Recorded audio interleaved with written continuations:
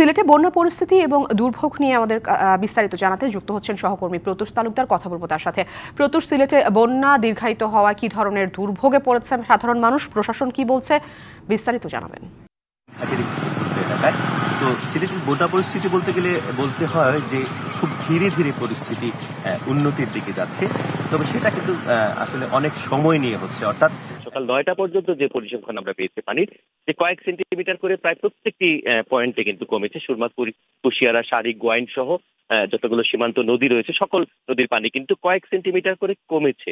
তবে এখন পর্যন্ত 3 পয়েন্টে, সিলেটের সুরমা নদী একটি পয়েন্টে এবং বাকি 2টি পয়েন্টে কুশিয়ারা নদীর পানি কিন্তু বিপদসীমার উপর দিয়ে প্রবাহিত হচ্ছে। তো এই বিষয়টি আসলে ভোগান্তি বাড়িয়েছে।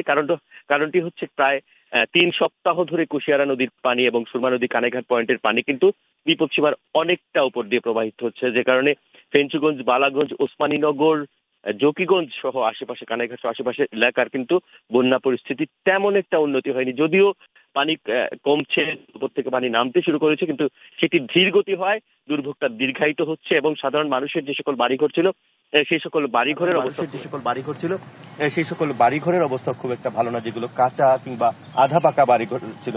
একটু তথ্য জানাতে চাই, আজকে থেকে কিন্তু সিলেটে স্থগিত হওয়া এইচএসসি এবং সমমানের পরীক্ষা শুরু হয়েছে।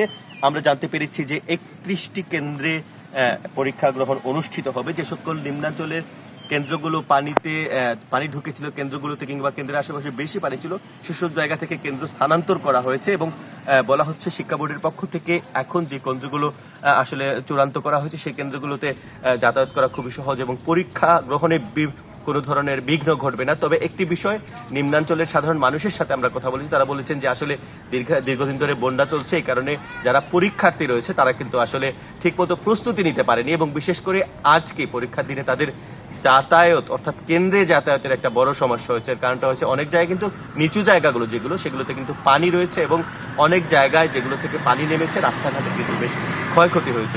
সামগ্রিকভাবে কিন্তু যারা পরীক্ষা দিচ্ছে নিম্নাঞ্চলের, তাদের উপর একটা বেশ নেতিবাচক প্রভাব পড়েছে। প্রত্যুষ, আপনাকে অসংখ্য ধন্যবাদ যুক্ত থাকবার জন্য।